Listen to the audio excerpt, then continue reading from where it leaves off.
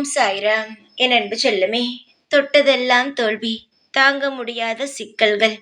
இதிலிருந்து எப்படி நான் மீண்டு வந்து என்னுடைய குடும்பத்தை நான் கரை சேர்க்கப் போகிறேன்? என்னுடைய குடும்பம் மிகவும் வாடிய நிலையில் உள்ளது.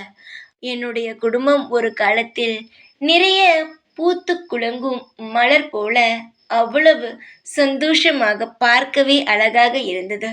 ஆனால் இப்பொழுது குறிப்பிட்ட காலத்தில் இப்படிப்பட்ட பிரச்சனைகள் வந்து என் குடும்பத்தில் இருக்கும் சந்தோஷத்தையே பறித்துவிட்டது என்று உன்னுடைய மனமானது தினம் தினம் இதை சொல்லி சொல்லி அழுது கொண்டே இருக்கிறது. உன் மனதில் இருப்பது எனக்கு தெரியாது என்று நினைத்தாயா? நீ தினமும் இதை சொல்லி அழுது கொண்டு இருக்கிறாயே, என் என் காதுக்கு கேட்காது என்று நினைத்தாயா?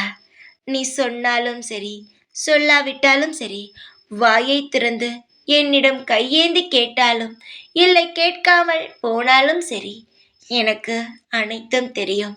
அனைத்தும் தெரிந்தவன்தான் இந்த சாய். எதுவும் கடந்து போகும்.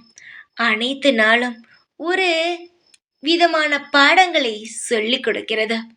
அந்த அனைத்து பாடங்களிலும் இருந்து நீ நிச்சயமாகவே வெளிவருவாய். காலங்கள் உனக்கு சோதனை செய்யவில்லை, நிறைய விஷயங்களை சொல்லித் தருகிறது. சிக்கல் என்று நினைக்காதே, சிக்கலிலிருந்து மீண்டு வந்து விடுவாய். தோல்வி வந்துவிட்டதே என்று நினைக்காதே, வெற்றியை அந்த தோல்வியே உனக்கு காட்டும்.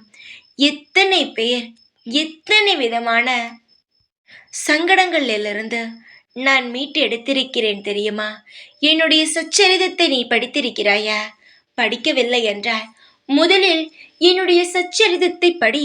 உனக்கு எப்பொழுதெல்லாம் நேரம் கிடைக்குமோ அதை படித்து பார். நான் எப்பேற்பட்டவன் என்று உனக்கு புரியும்.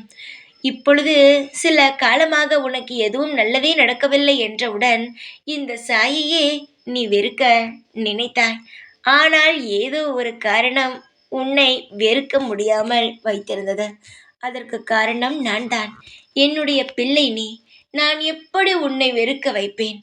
நான் உன்னை மனதார என்னுடைய குழந்தையாக ஏற்றுக்கொண்டேன்.